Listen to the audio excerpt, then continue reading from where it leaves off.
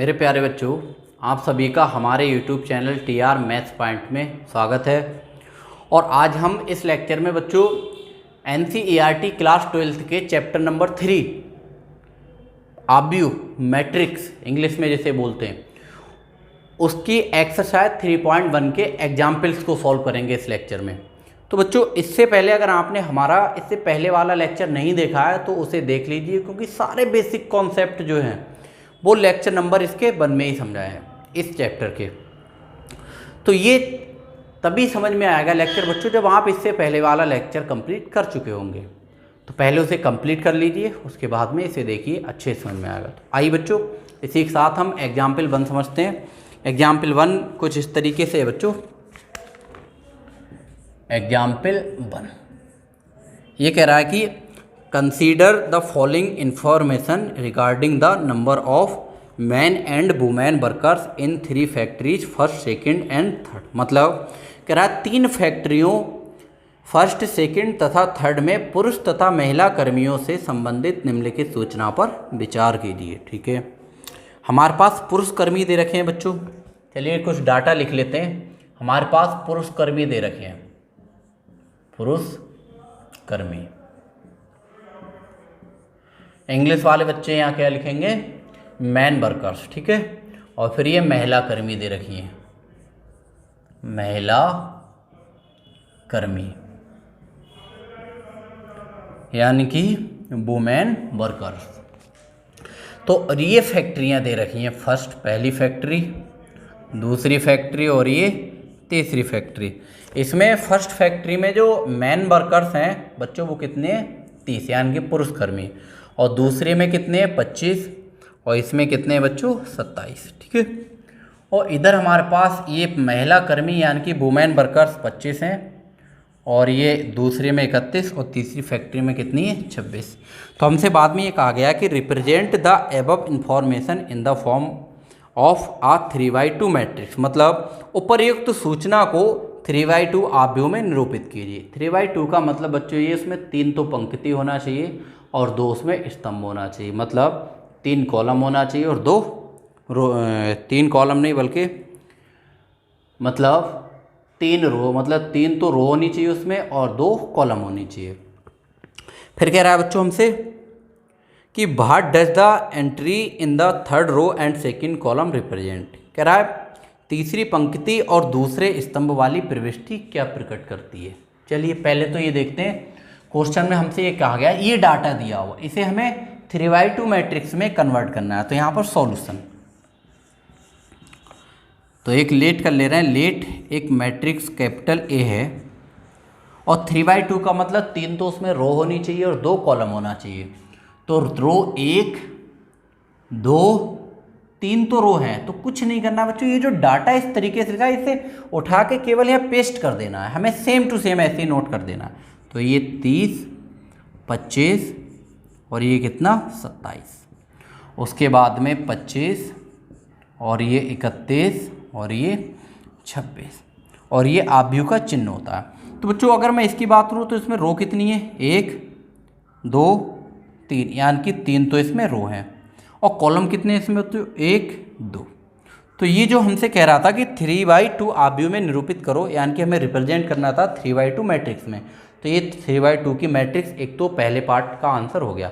अब हमसे दूसरे पार्ट में पूछा गया है कि बच्चों जो तीसरी रो है और दूसरा कॉलम है इसकी प्रविष्टि क्या शो करती है, उसमें मतलब क्या बताता है, वो एलिमेंट कौन सा है। कुल मिला के तुमसे third row and second column वाला एलिमेंट हमें बताना चाह रहा है, वो क्या व्यक्त कर रहा है। तो हम ऐसे करके देखते हैं कि ए बराबर ये थर्ड रो है और ये सेकंड कॉलम है, तो उसमें कौन सा है? 26।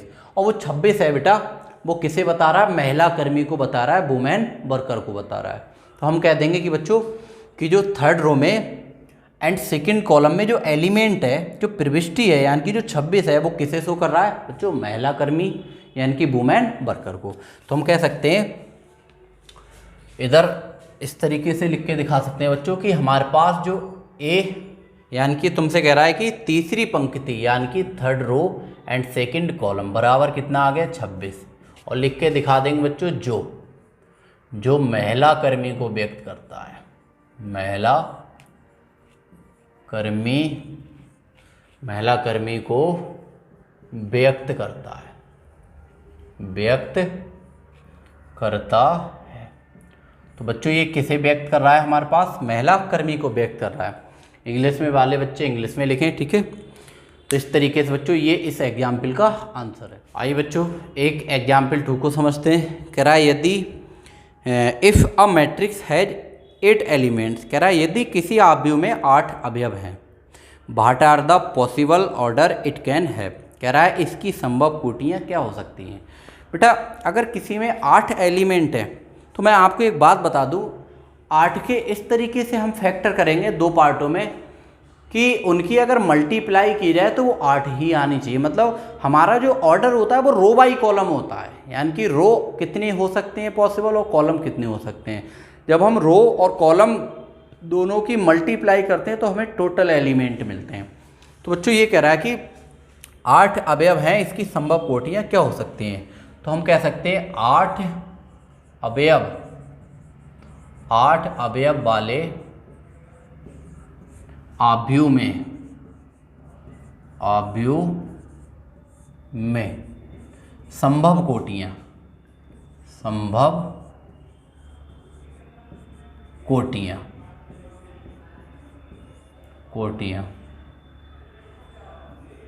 ठीक है। संभव कोटियाँ क्या होंगी, बराबर। तो बच्चों मैं ऐसे कह सकता हूँ 8 अवयव मतलब क्या हुआ, अवयव 8 हैं, यानी कि इसे 8 को हमें 2 पार्टों में डिवाइड करना है। वो 2 पार्टों की जब मल्टीप्लाई की जाए तो बच्चों वो 8 ही आना चाहिए। तो मैं ऐसे कह सकता हूँ कि उसमें 1 रो हो सकती है और 8 कॉलम हो सकते हैं। बच्चों 8 अवयव वाला जो आव्यूह होगा, जो मैट्रिक्स होगी, उसमें 1 तो रो हो सकता है और 8 कॉलम हो सकते हैं। मतलब इन दोनों की मल्टीप्लाई करेंगे तो 8 ही आएगा। ऐसा भी हो सकता है संभव कोटियाँ जितनी संभव है सब बतानी है। 8 1/8 ऐसा भी हो सकता है 8/1 हो जाए। ये भी तो हो सकता है उस मैट्रिक्स में 8 रो हो और 1 कॉलम हो, तब भी दोनों ही मल्टीप्लाई। भाई ऐसा भी हो सकता है पहले 1 से शुरू किया करो, उसके बाद में 2 लिया करो। ऐसा भी हो सकता है बच्चों 2 में रो हो और 2 की कितने से मल्टीप्लाई करें 8 आ जाए, तो आप कहोगे बच्चों 4। 2 रो हो सकती हैं और 4 कॉलम हो सकते हैं उसमें। भाई ये भी तो हो सकता है कि उसमें 4 रो हो और 2 कॉलम हो, तो 4 दूनी 8, तब भी मतलब। अब उसके बाद में 3 में लेता हूँ, तो 3 की किससे मल्टीप्लाई करें 8 आए, कोई नंबर ऐसा नहीं है। ऐसे ही मैं 4 लूँगा, 4 की 2 से मल्टीप्लाई करूँगा 8 आ जाए, वो पहले ही आ चुका है। तो इस तरीके से बच्चों कितनी संभव कोटियाँ हो सकती हैं, 1 2 3 4। मतलब इंग्लिश में कैसे करके इसे बोलेंगे बच्चों, पॉसिबल ऑर्डर कह सकते हैं, टोटल पॉसिबल ऑर्डर। इंग्लिश वाले बच्चों ऐसे लिख सकते हैं कि यहाँ पर केवल इतना लिख दें कि possible order, total possible order, और वो टोटल पॉसिबल ऑर्डर कितने होंगे, ये होंगे, ठीक है। तो इस तरीके से बच्चों ये इस क्वेश्चन का आंसर है। आइए बच्चों एक क्वेश्चन और समझते हैं। कह रहा है एग्जाम्पल नंबर 3 की एक ऐसे 3/2 आव्यूह की रचना कीजिए जिसके अवयव aij बराबर 1/2 मॉड ऑफ i - 3j द्वारा प्रदत्त है। Construct a 3/2 matrix whose elements are given by aij = 1/2 mod of i - 3j। मतलब क्या हुआ, हमें बच्चों 3/2 की आव्यूह की एक रचना करनी है, 3/2 मैट्रिक्स की एक रचना करनी, कंस्ट्रक्ट करनी है। तो 3/2 का मतलब क्या हुआ बच्चों, तो हम मान ले रहे हैं इसे बच्चों, मान ले रहा है कि लेट हमारे पास एक मैट्रिक्स है और उसमें साफ साफ कह रहा है कि इसमें 3 तो रो होनी चाहिए और 2 कितने होना चाहिए, कॉलम। 3 रो होना चाहिए और 2 कितने होना चाहिए, कॉलम। तो बच्चों कॉलम 2 ही होना चाहिए। तो मैं ऐसे करके लिख सकता हूँ, जैसे यहाँ पर A11, तो इसका मतलब है ये एलिमेंट फर्स्ट रो में है, फर्स्ट कॉलम में है। फिर लिख सकता हूँ A12, ठीक है, इसका मतलब है ये एलिमेंट फर्स्ट रो में है और सेकंड कॉलम में है। तो मेरे प्यारे बच्चों हम यहाँ पर 2 ही कॉलम लेके चलेंगे क्योंकि 2 कॉलम की बात कर रहा है। लेकिन रो अभी तक, कॉलम तो 2 हमारे पास कंप्लीट हो गए, लेकिन रो अभी तक कितनी लेनी है, 3, और रो आई कितनी है, A। यहाँ पर लिख सकता हूँ मैं A21, मतलब ये सेकंड रो में है एलिमेंट और फर्स्ट कॉलम में है। और इसे लिख सकता हूँ A22, यानी कि 22 क्यों लिखा, क्योंकि ये वाला जो एलिमेंट है वो सेकंड रो में है और सेकंड कॉलम में। अगर मैं इसे लिख दूं, अब ये है A, तो ये थर्ड रो में है तो 3, और फर्स्ट कॉलम में है तो 1 यानी कि 31, और इसे क्या बोल सकता हूँ 32। मतलब क्या हुआ, ये आव्यूह है हमारे पास, ये आंसर है, लेकिन अभी आंसर कंप्लीट नहीं हुआ है। तो इसका मतलब है A11, A12, A21, A22, A31 और A32 ये सब हमें फाइंड करने होंगे। कैसे करके फाइंड करेंगे बच्चों, इसके लिए हमें एक चीज़ दी हुई है, बिकॉज AIJ बराबर दे रखा है 1/2 mod of I minus 3J, ये दे रखा है। तो बच्चों अगर मैं A11 निकालूंगा तो इसका मतलब I की जगह मुझे 1 रखना होगा और J की जगह 1 रखना होगा। मतलब मैंने बताया I का मतलब रो शो करता है और J का मतलब कॉलम, ठीक है। तो इसकी हेल्प से मैं A11 निकालूँ तो 11 का मतलब I की जगह कितना रख दिया 1 और J की जगह कितना रख दिया 1। तो I की जगह 1 और J की जगह 1 इस साइड में भी हमें रखना होगा। कैसे करके, ये 1/2 ये तो चल ही रहा है, और I की जगह कितना रखेंगे 1 माइनस 3 इंटू, और J की जगह कितना रखेंगे 1। तो इस तरीके से बच्चों ये आ जाएगा 1/2, और ये 1 माइनस 3 की अगर 1 से मल्टीप्लाई करेंगे 3।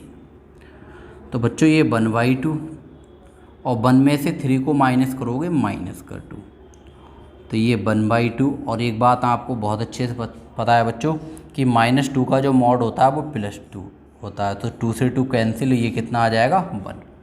इसी तरीके से अगर मैं बात करूं बच्चों, अब मैं निकालूंगा A12, ये वाला एलिमेंट A12। इसका मतलब क्या हुआ, आपने बच्चों इस स्टेटमेंट में I की जगह कितना रख दिया 1 रख दिया, और J की जगह कितना रख दिया 2 रख दिया। तो इधर भी I की जगह 1 रखना है और J की जगह कितना रखना है 2 रखना है। तो मेरे प्यारे बच्चों ये हो जाएगा 1/2 mod ऑफ I, और I की जगह कितना रख देंगे 1 और -3 इंटू J, तो 3 इंटू, और J की जगह कितना रख देंगे 2 रख देंगे, ठीक है। और ये मॉड, तो इस तरीके से बच्चों ये 1/2 मॉड 1 माइनस 3 की अगर 2 से मल्टीप्लाई करेंगे तो 6 आएगा। तो ये 1/2 और 1 में से 6 को माइनस करेंगे तो माइनस का 5। तो ये 1/2 बच्चों, -5 का जो मॉड होता है वो +5। बेटा ये हिंदी में से मापांक बोलते हैं, इंग्लिश में मॉड। मॉड से हमेशा याद रखना चाहिए कि मॉड जब हटता है तो अंदर से केवल पॉजिटिव वैल्यू आती है, केवल धनात्मक मान आता है, माइनस चिन्ह हट जाता है। और जब 5 की 1 से मल्टीप्लाई करेंगे तो ये कितना आ जाएगा 5/2। तो इस तरीके से बच्चों मेरे पास ये A12 भी मिल गया। अब मुझे निकालना है A21। तो A21 कैसे करके निकालूंगा उसे समझना होगा। मुझे निकालना है A21। तो इसका मतलब क्या हुआ, ये जो AIJ है इसमें I की जगह आपने कितना रख दिया है 2 रख दिया, और J की जगह कितना रखा है 1 रखा है, तभी मुझे A21 मिला। तो इस साइड में भी मुझे बच्चों I की जगह कितना रखना है 2 रखना है, और J की जगह 1 रखना है इस साइड में।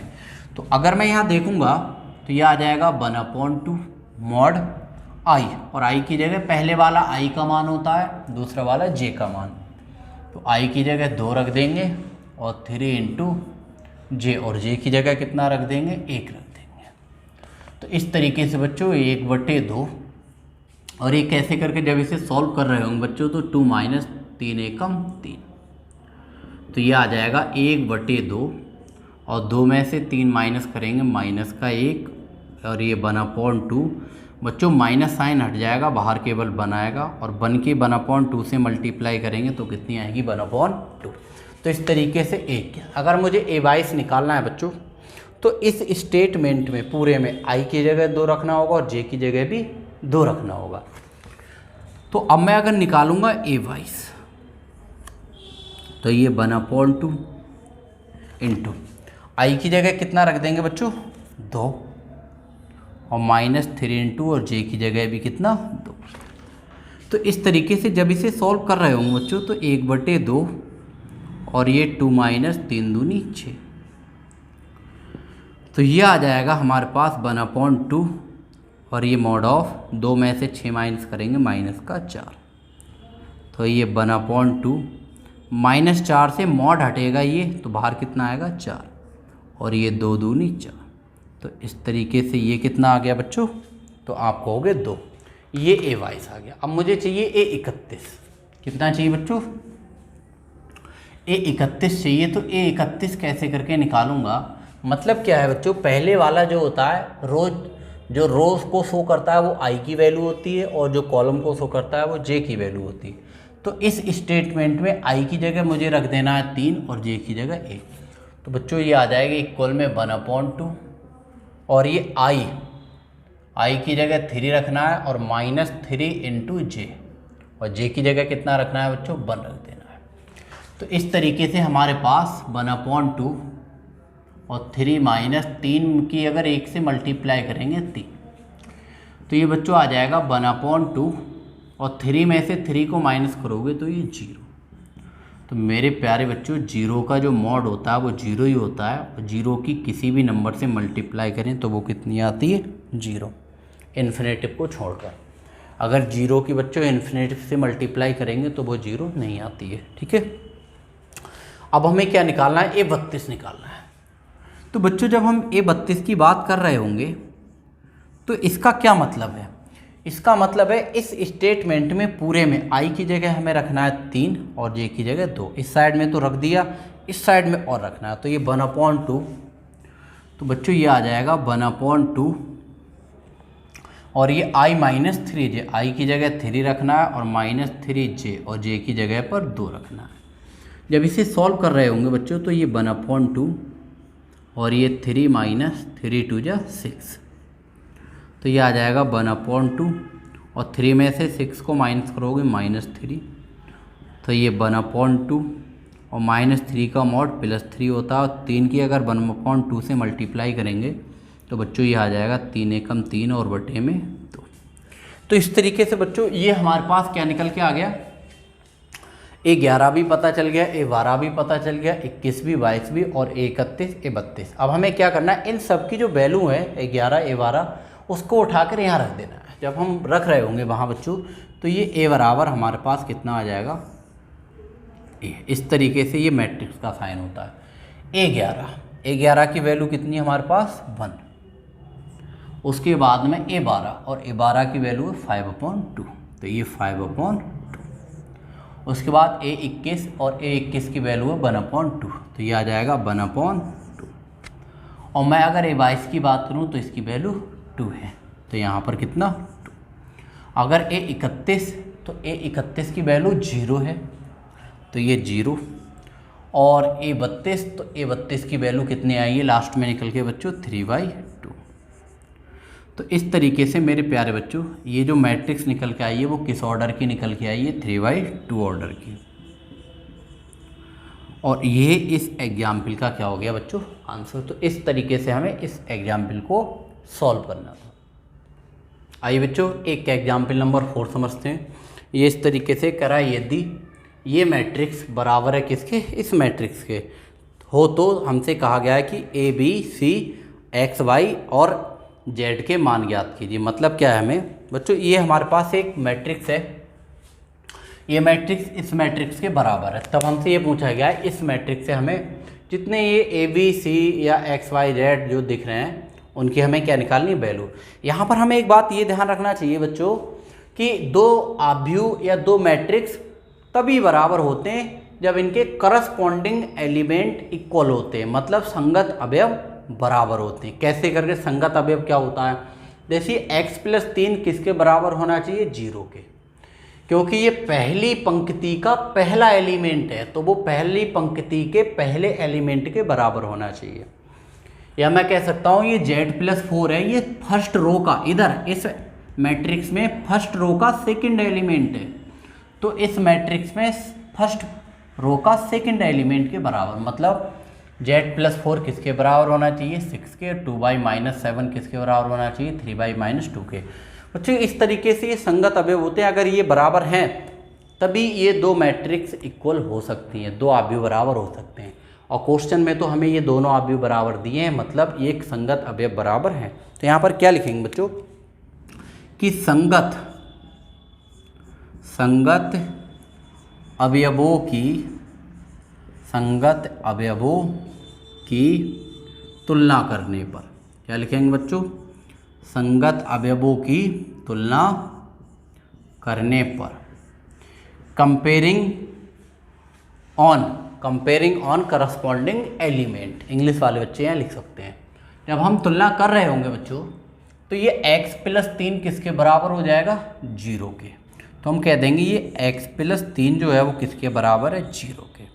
जब यहाँ से x की वैल्यू निकालेंगे तो ये प्लस का 3 उधर जाके बच्चों किसका हो जाएगा, माइनस का 3। तो ये तो x की वैल्यू निकल के आ गई। इसी तरीके से बच्चों अगर मैं z प्लस 4 की बात करूँ तो वो किसके बराबर होगा, 6 के। तो यहाँ पर मैं कह सकता हूँ z प्लस 4 किसके बराबर होगा, 6 के। तो यहाँ से z की वैल्यू निकालूंगा तो 6 और ये 4 उधर जाके माइनस का 4। जब z की वैल्यू निकालूंगा तो 6 में से 4 जाएगा, तो मेरे प्यारे बच्चों z की वैल्यू कितनी निकल के आ जाएगी, 2 निकल के आ जाएगी। ठीक है, यहाँ पर x और z की वैल्यू आ गई। अब यहाँ -6 तो -6 के बराबर ही है। अगर मैं 2y-7 की मल्टीप्लाई किससे करूँ बच्चों, 3y-2 से, तो ऐसे करके देख सकता हूँ बच्चों ये 2y-7 बराबर हो जाएगा 3y-2 के।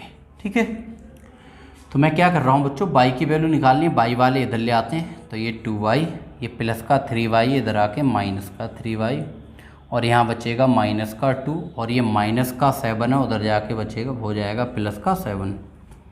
जब 2y में से 3y माइनस करोगे तो बचेगा मेरे प्यारे बच्चों माइनस का y, और माइनस का 2 प्लस का 7 तो प्लस का 5 बचेगा, क्योंकि प्लस के 5 ज़्यादा है। माइनस चिन्ह को उधर ले जाओगे तो y बराबर हो जाएगा माइनस का 5। मतलब क्या हुआ, ये y की वैल्यू आ गई। अगर यहाँ से हम बात करें बच्चों, ये x y z की वैल्यू आ गई। अगर मैं इसकी a निकालूंगा तो a-1 किसके बराबर होगा, -3 के, क्योंकि a-1 के जो संगत अवयव है वो -3। कह सकते हैं a-1 है वो दूसरी पंक्ति का, दूसरी रो का दूसरा अवयव है, और इधर भी -3 दूसरी पंक्ति का दूसरा अवयव है, तो बराबर होंगे। तो इस साइड में लिख देते हैं इसे। मतलब क्या हुआ कि a-1 जो होगा वो बराबर किसके होगा, -3 के। जब मैं -1 को उधर ले जा रहा हूँ बच्चों तो a बराबर हो जाएगा -3, और ये माइनस का 1 इधर आके प्लस का 1। तो इस तरीके से a बराबर -3 + 1, ये कितना आ जाएगा, -2। तो ये तो आ गई a की वैल्यू। इसी तरीके से बच्चों अभी b और c रह गया है, तो मैं ऐसे कह सकते हैं कि यहाँ पर जो b-3 होगा वो किसके बराबर होगा, 2b + 4, क्योंकि b-3 तीसरी पंक्ति का पहला अवयव है, और 2b + 4 ये भी तीसरी पंक्ति का पहला अवयव है। तो हम ऐसे कह सकते हैं बच्चों कि जो b-3 होगा वो बराबर किसके हो जाएगा, तो आप कहोगे 2b + 4 के, क्योंकि करस्पॉन्डिंग एलिमेंट इक्वल होते हैं तभी मैट्रिक्स बराबर होती हैं। तो 2b को इधर ले आएंगे तो ये b -2b इक्वल में 4, और ये माइनस का 3 है उधर जाके प्लस का 3 हो जाएगा, प्लस का 3। और जब b में से 2b माइनस करेंगे तो -b, और इक्वल में आ जाएगा 4 3 7। तो यहाँ से जब b की वैल्यू बच्चों निकाल रहे होंगे तो माइनस साइन को उधर ले जाएंगे, -7, यानी कि b की वैल्यू आ गई -7।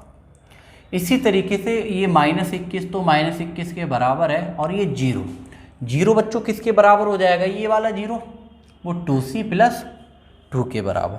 तो हम कह सकते हैं जो 0 होगा वो बराबर किसके हो जाएगा, 2c + 2 के। 2 को इधर लाएंगे तो ये हो जाएगा -2। ऐसा करो, ये प्लस का 2c इधर लाओ, -2c इक्वल में 2। तो ये 2 एकम 2, और माइनस साइन को उधर लेके जाएंगे तो c बराबर -1। तो इस तरीके से बच्चों ये c की वैल्यू आ गई। जब ये सभी वैल्यू अलग अलग तरीके से निकल के आती है तो लास्ट में बच्चों इन वैल्यूज़ को एक साथ लिख देते हैं। कैसे करके लिखेंगे, जिस तरीके से हमसे क्वेश्चन में पूछा गया है। क्वेश्चन में बच्चों पूछा गया है हमसे ABC XYZ की वैल्यू, तो हम कह देंगे अतः हेंस A की वैल्यू हमारे पास कितनी आ गई है बच्चों, तो हम कहेंगे कितनी आई है, -2, A बराबर -2। और फिर उसके बाद में B की वैल्यू आ गई है -7, तो B बराबर -7। और C की वैल्यू आ गई है -1, तो C बराबर -1। अगर मैं x की बात करूं बच्चों तो x की वैल्यू -3 है हमारे पास। y की बात करूं तो y की वैल्यू -5 है, और z की बात करूं तो z की वैल्यू कितनी है हमारे पास बच्चों, तो आप कहोगे 2। कितनी है, 2। तो इस तरीके से बच्चों ये इस क्वेश्चन का आंसर हुआ। तो हमें क्या करना है यहाँ पर, सबसे पहली बात ये ध्यान रखनी है, अगर दो आव्यूह बराबर हैं तो संगत अवयव कैसे होते हैं, बराबर होते हैं, और इसी तरीके से कंपेयर करने पर हमारे मान निकल के आ जाते हैं। आइए बच्चों एक एग्जाम्पल नंबर 5 समझते हैं। इसमें कह रहा है ये एक मैट्रिक्स है, ये एक मैट्रिक्स है, दोनों ही इक्वल हैं। तब हमें इससे क्या निकालना है बच्चों, ABCD की वैल्यू निकालना है। तो मैंने आपको इससे पहले एग्जाम्पल में समझाया बच्चों, ये दो मैट्रिक्स, दो आव्यूह तभी बराबर हो सकते हैं जब इनके करस्पॉन्डिंग एलिमेंट इक्वल हो, यानी कि संगत अवयव बराबर हो, या कह सकते हैं समान हो। तो बच्चों इसका मतलब ये दोनों मैट्रिक्स इक्वल है, इसका ये मतलब है कि इनके संगत अवयव बराबर हैं तभी ये इक्वल हो सकती हैं, वरना नहीं हो सकती। तो हमें यहाँ पर इनकी वैल्यू निकालने के लिए एक लाइन लिखनी पड़ती है बच्चों कि संगत अवयवों की तुलना करने पर, मतलब कि इंग्लिश वाले बच्चे लिख सकते हैं कंपेयरिंग ऑन करस्पॉन्डिंग एलिमेंट, ठीक है। तो कह सकते हैं संगत अवयवों की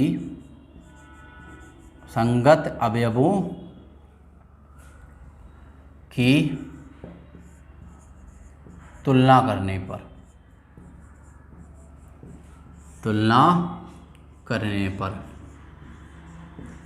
जब हम बच्चों संगत अवयवों की तुलना कर रहे होंगे तो ये 2a + b, ये पहली रो का पहला एलिमेंट है, तो ये पहली रो का पहली एलिमेंट के बराबर होगा। कह सकते हैं ये 2a + b जो होगा बच्चों, तो वो किसके बराबर हो जाएगा, 4 के। इसे मान लेते हैं इक्वेशन फर्स्ट, क्योंकि यहाँ से किसी की वैल्यू एग्जैक्टली डायरेक्ट नहीं निकलेगी। अगर इसमें a और b आ रहा है तो बच्चों अगली बार में आप उस एलिमेंट की कंपेयर करना है जिसमें a और b आता हो। तो a - 2b किसके बराबर हो जाएगा, -3 के। तो a - 2b बराबर हो जाएगा बच्चों -3 के। इसे मान लेते हैं इक्वेशन सेकंड। अब इसे हम सॉल्व कर लेते हैं बच्चों। यहाँ पर b का कोफिशिएंट 2 है, यानी कि b का गुणांक 2 है, तो यहाँ पर 2 से मल्टीप्लाई कर देते हैं। और यहाँ b का कोफिशिएंट 1 है, तो यहाँ पर कितने से, 1 से मल्टीप्लाई कर देते हैं, ठीक है। जब हम 2 से इसमें मल्टीप्लाई कर रहे होंगे बच्चों तो ये आ जाएगा 2 दूनी 4a + 2 की अगर b से करेंगे तो 2b हो जाएगा, और ये 2 चौक 8 हो जाएगा। अगर 1 से इसमें मल्टीप्लाई कर रहे होंगे तो बच्चों इस पर कोई फ़र्क नहीं पड़ेगा, -2b = -3। जब हम इसे बच्चों काट रहे होंगे तो ये प्लस का, ये माइनस का, जब अलग अलग साइन होते हैं तो जोड़ने पर कटते हैं, ऐड करने पर कटते हैं। तो हम यहाँ क्या लिखेंगे, जोड़ने पर। ये किस पर काट रहे हैं बच्चों, जोड़ने पर ये प्लस के 2b से माइनस का 2b कट जाएगा। ये प्लस का 4 है, ये प्लस का, ये जुड़कर कितने हो जाएंगे, प्लस के 5। इसी तरीके से बच्चों ये प्लस का 8 है, ये माइनस का 3 है, तो बचेगा कितना, प्लस का 5। और जब काट रहे होंगे तो 5 एकम 5, यानी कि a बराबर यहाँ से कितना निकल के आ जाएगा, 1। ये बच्चों a की वैल्यू निकल के आ गई। जब a की वैल्यू निकल के आ गई तो a की वैल्यू चाहे इक्वेशन फर्स्ट में रख दो चाहे इक्वेशन सेकंड में, आंसर आ जाएगा। तो चलिए बच्चों इक्वेशन फर्स्ट में ही रख देते हैं। हम क्या लिखेंगे यहाँ पर, a का मान समीकरण 1 में रखने पर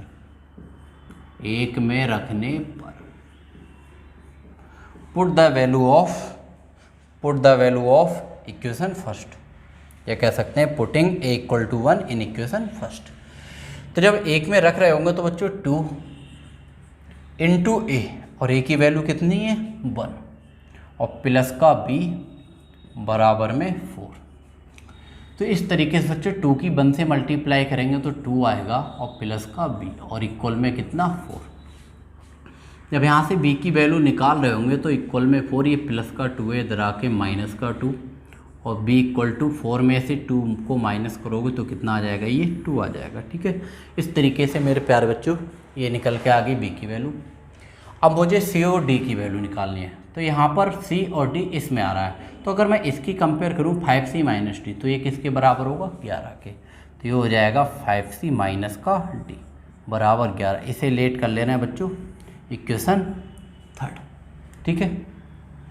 और ये 4c + 3d 24 के बराबर हो जाएगा। तो ये आ जाएगा 4c और प्लस का 3d बराबर कितने के 24 के। इसे मान ले रहे हैं इक्वेशन 4। तो मेरे प्यारे बच्चों जब इसे हम सॉल्व कर रहे होंगे तो यहाँ डी की वैल्यू, डी का जो गुणांक है, जो कोफिशिएंट है वो 3, तो इसमें ऊपर 3 से मल्टीप्लाई कर रहे होंगे। और यहाँ डी का कोफिशिएंट वैसे तो माइनस का 1 है, लेकिन चिन्ह नहीं लेते, हमेशा पॉजिटिव लेते हैं। तो यहाँ 1 है, तो नीचे कितने से मल्टीप्लाई कर देंगे, 1 से। जब बच्चों मल्टीप्लाई कर रहे होंगे 3 की अगर इधर मल्टीप्लाई करेंगे तो ये आ जाएगा 3 पंजे 15C, और माइनस का 3 की अगर डी से मल्टीप्लाई करेंगे तो ये माइनस का 3D, और 3 की 11 से करेंगे तो 3 11 में होता है बच्चों 33, यानी कि 11 3 33। 1 की जब इधर मल्टीप्लाई कर रहे होंगे तो बच्चों इस पर कोई फ़र्क नहीं पड़ेगा, 4C प्लस 3D इक्वल में 24। तो जब इसे सॉल्व कर रहे होंगे तो मेरे प्यारे बच्चों ये माइनस का 3D है, प्लस का 3D है। जब हमारे चिन्ह अलग अलग होते हैं तो हमें वहाँ पर जोड़ने पर काटे जाते हैं, जब चिन्ह बच्चों होते हैं सेम तो घटाने पर, यानी कि सब्ट्रैक्ट करने पर। तो इसे हम किस पे काटेंगे, जोड़ने पर, यानी कि ऐड। इसे क्या करेंगे, ऐड करेंगे। तो ऐड जब करेंगे तो ये माइनस 3D से प्लस का 3D कैंसिल आउट हो जाएगा, तो ये 15C प्लस का है और 4C प्लस का है, तो 15 4 हो जाएगा 19C, और 33 और ये 24 दोनों ही बच्चों किसके हैं, प्लस के, जुड़ जाएंगे, 3 और 4 7 हो जाएगा, और ये 3 2 5। और जब हम इसे काट रहे होंगे तो बच्चों 19 3 कितना हो जाएगा, 57, यानी कि सी की वैल्यू यहाँ से कितनी आ रही होगी, 3। ये सी की वैल्यू। जब हम इस सी की वैल्यू को, यानी कि सी की वैल्यू जो 3 है, इसे उठा के चाहे इक्वेशन 3 में रख दो चाहे इक्वेशन 4 में रख दो, तो हमारी डी की वैल्यू निकल के आ जाए। तो चलिए बच्चों इक्वेशन 3 में रख देते हैं। जब 3 में रख रहे होंगे बच्चों तो इस साइड में हम समझेंगे इसे कि सी का मान समीकरण 3 में रखने पर putting c equal to 3 in equation 3। जब 3 में रखेंगे तो बच्चों तो ये है हमारे पास 5C, और सी की जगह हम कितना रख देंगे, सी की वैल्यू 3, और बच्चों ये हमारे पास कितना, माइनस का डी, और इक्वल में कितना है यहाँ पर बच्चों 11, तो ये इक्वल में कितना आ जाएगा 11। जब इसे बच्चों सॉल्व कर रहे होंगे तो ये 5 की 3 से मल्टीप्लाई करेंगे 15, और माइनस का डी, और इक्वल में कितना 11। यहाँ से माइनस का डी रह जाएगा, इक्वल में 11, ये प्लस का 15 इधर आके किसका हो जाएगा, तो मेरे प्यारे बच्चों आप कहोगे माइनस का। तो माइनस का डी इक्वल टू, जब 11 में से 15 को घटाएंगे तो ये बचेगा माइनस का 4, माइनस से माइनस कट जाएगा, तो डी बराबर कितना आ जाएगा 4। तो जब वैल्यू बच्चों अलग अलग आती हैं तो हम उन वैल्यूज़ को एक साथ लिख देते हैं, लास्ट में लिखेंगे अतः हेंस ए इक्वल टू कितनी आई वैल्यू हमारे पास 1, और बी इक्वल टू वैल्यू कितनी आई बच्चों, तो ये 2 आई है निकल के, और सी इक्वल टू कितनी आई वैल्यू हमारे पास 3, और डी इक्वल टू कितनी आई वैल्यू। तो इस तरीके से बच्चों ये हमारे इस एग्जाम्पल का आंसर है। तो हमें हमेशा याद रखना चाहिए, 2 मैट्रिक्स जब इक्वल होती हैं तो उनके करस्पॉन्डिंग एलिमेंट जो होते हैं बच्चों तो वो इक्वल ही होते हैं। मेरे प्यारे बच्चों, अगर आपको ये वीडियो पसंद आई हो तो इसे लाइक करें, शेयर करें, और अपने दोस्तों को हमारे YouTube channel TR maths point के बारे में बताएं।